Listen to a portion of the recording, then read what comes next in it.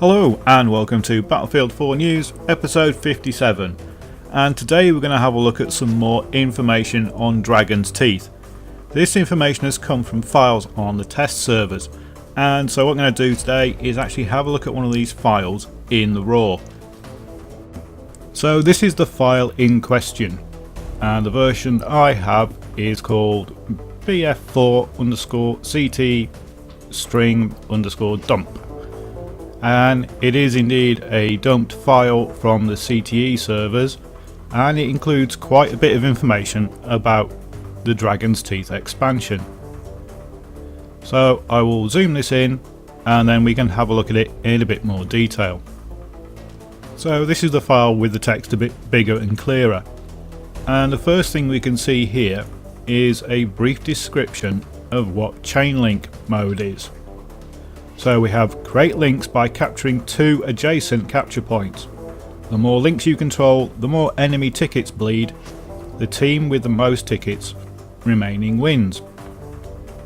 So instead of getting points for capture points, what you get is ticket bleed depending on how many capture points you have linked together. So it's the links between capture points rather than the capture points themselves.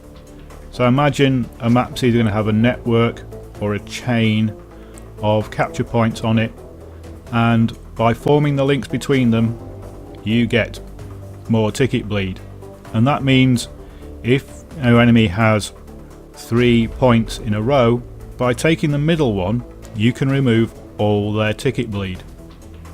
So should be quite an interesting game mode. The next interesting thing we have is Phantom Program Phase 3 unlocked.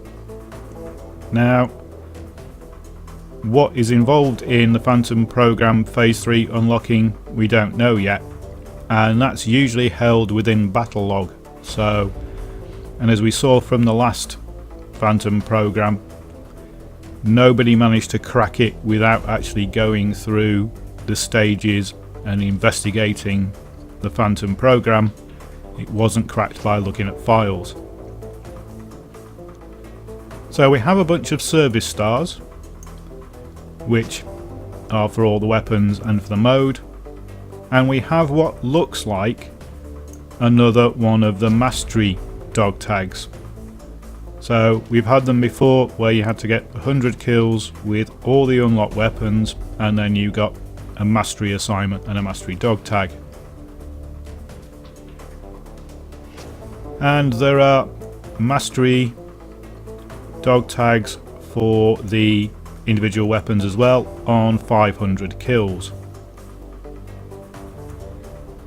Here we can see the premium dog tags that we had pictures of in the previous episode, and we have the 5 dog tags that we saw in that same episode as well. So there's the Scream, the Assault Goat, Alien Trio, Heli Saviour and Nuked from Orbit.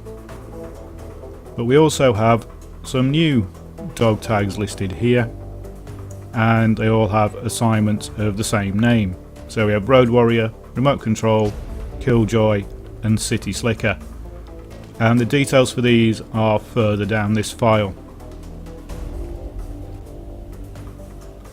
So here we see another little description of the new game mode, and it says it's like a faster Conquest but with links.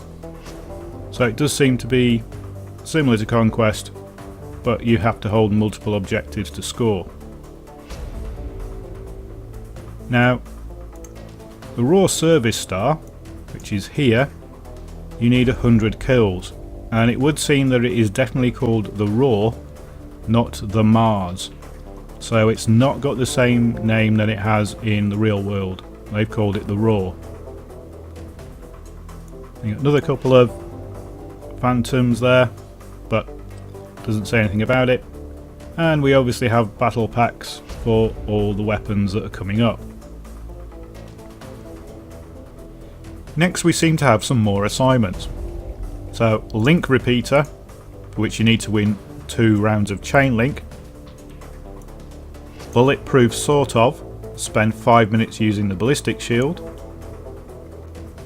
The Metropolitan, play around on all the Dragon's Teeth maps. RC Assassin, get 5 kills in a round with a RAWR. Street Fighter, complete all the Dragon's Teeth assignments. And then we get on to the weapon assignments. So we have Big Splash, which is the assignment to unlock the Unica 6, and for this you have to activate the floodgates on Waterfront. So this is similar to operating the tank gates on Caspian Border.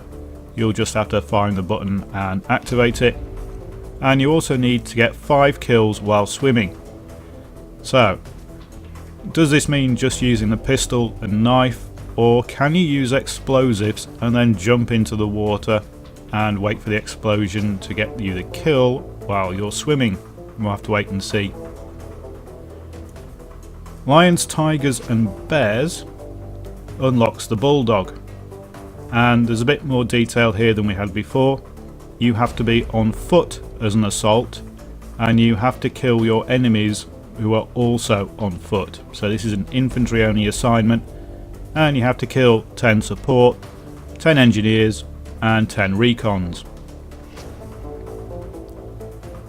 Not the Weakest Link unlocks the MPX, and for this you need 2 PDW ribbons, link 10 points in Chainlink, and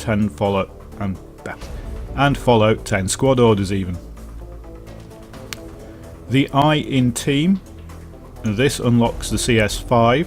You need 2 sniper rifle ribbons, 10 radio beacon spawns and 20 spot assists.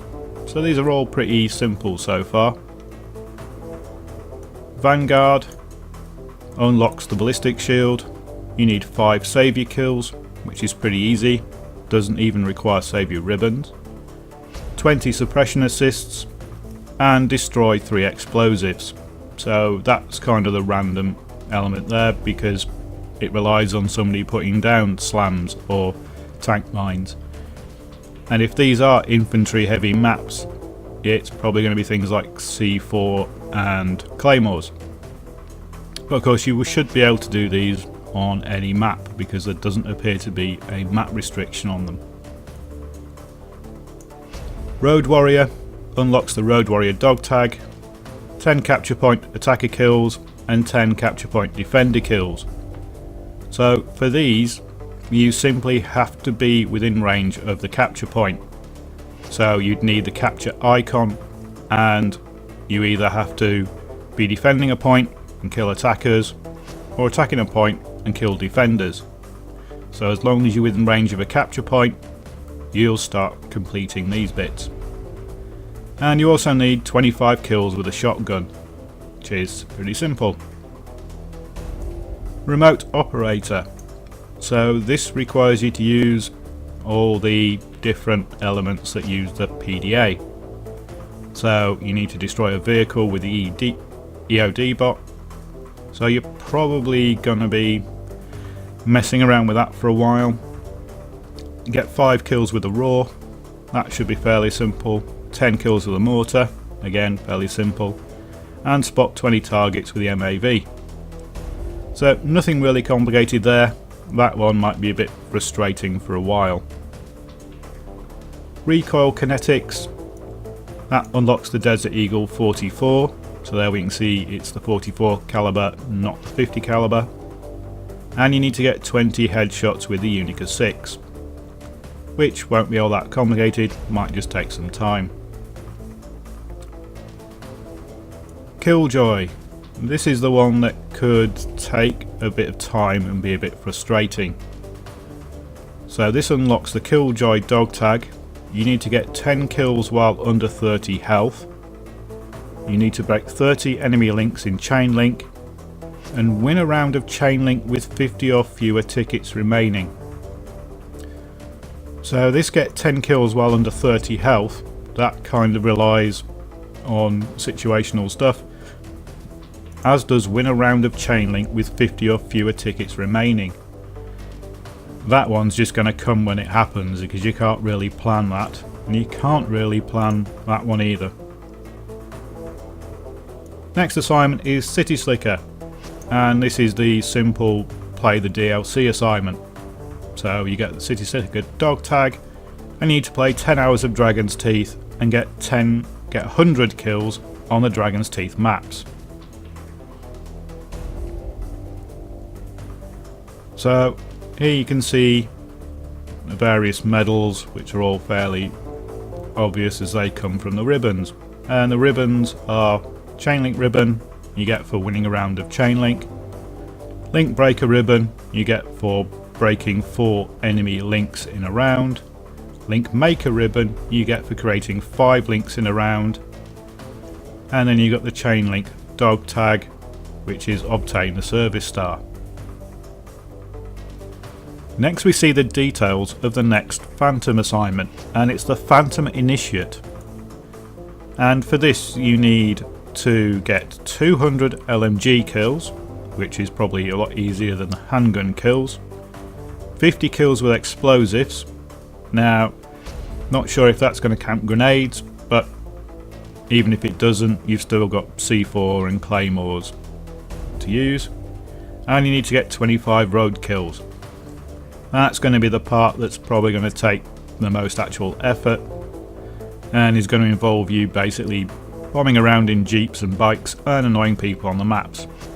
And when you get that, you get the Phantom weapon and vehicle camo.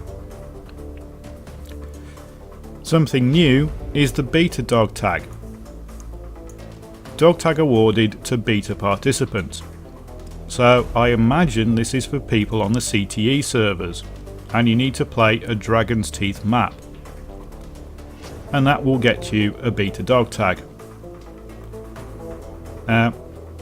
That is a bit unfair to anybody who's not a premium member on PC, if that is a requirement for CTE.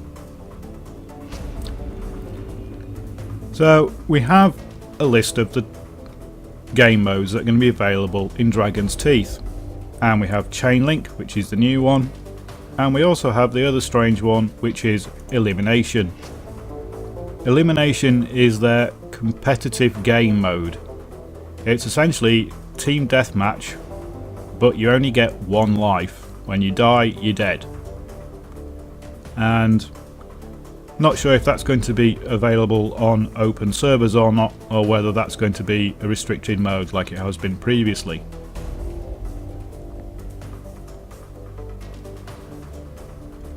Here we can see the names that we're actually going to get for the maps. So the names that were leaked were the development names that DICE had given them on their servers, but these are the names that are going to be given to them when they go live. So we have Sunken Dragon, Propaganda, Pearl Market, and Lumphini Garden. That's probably how you pronounce that. So those are the new maps that we're going to get. We've got a description of how the Ballistic Shield is going to work.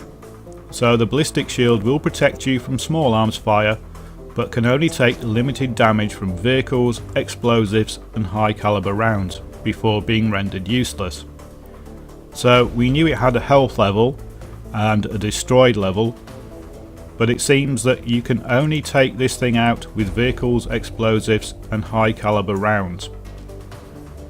So what actually counts as high caliber rounds? Not sure. Is that going to include LMGs and sniper rifles, or is it just going to be vehicle weapons and stationary weapons?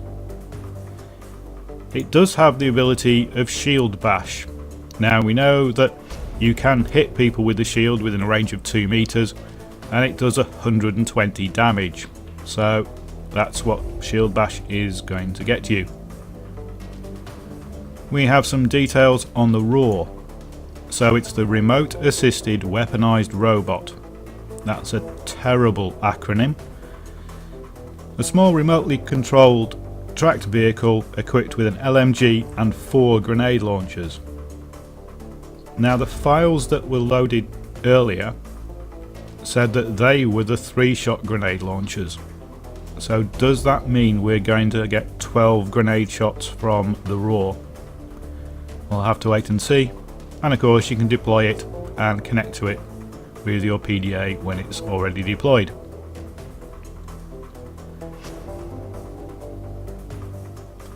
And we can look down through here and we've got some details of the CS5 suppressor. Now the CS5 has a built-in suppressor that you won't be able to change, so you probably won't be able to put any barrel attachments on this gun. And here's a description of the stock suppressor. Stock suppressor for the CS5 that increases the stealth by hiding your muzzle report and position on the minimap, reduces bullet velocity and increases bullet drop. So the CS5 is going to have inbuilt suppression. The last thing we have in this file is a list of place names. So we have lobby, street, planters, plaza, key, places like that. And these would appear to be the names of the capture points. But there are 40 capture points listed here, and that's 10 per map. Now, is Chainlink going to be using 10 capture points per map? Or are some of these going to be conquest capture points that aren't used in the Chainlink version of the maps? We'll have to wait and see. But it could be that they're up to 10 capture points in Chainlink, which would be 9 scoring links. And if there are 10 points, it's going to be quite frantic and spread out, even on a 64-man server. So that's it. That is what we see in this file that has come from the CTE servers. So we now know more details about the Chainlink mode. We know it's going to be a faster playing version of Conquest with up to 10 capture points to create the links. We have a better idea of how the RAWR and the Ballistic Shield are going to work, and we've seen pretty much all the assignments in detail. So quite a useful file to have a look through. The much loved animated Battlefield Friends has returned for Season 4, and its first episode is called Brokenfield. Now there'll be a link to this in the description below, and there's also a link on this clip. Come on, just come on. Are you sure they fixed it? They fixed a lot of it. What does a lot mean? I mean, probably two handfuls. Two good handfuls. Two good handfuls. Okay, do they still have massive netcode issues? Episode 1 isn't exactly complimentary about Battlefield 4, but it's well worth a watch and it's quite funny. If you've never watched Battlefield Friends, it's well worth going back and watching the entire series run. And that's it for another episode of Battlefield 4 News. I imagine the news on Dragon's Teeth is going to slow down a little now, because we've pretty much got everything there is to get out of it, other than actually seeing the maps themselves, and that will probably happen first in the CTE servers. But I'll bring you more news if it happens.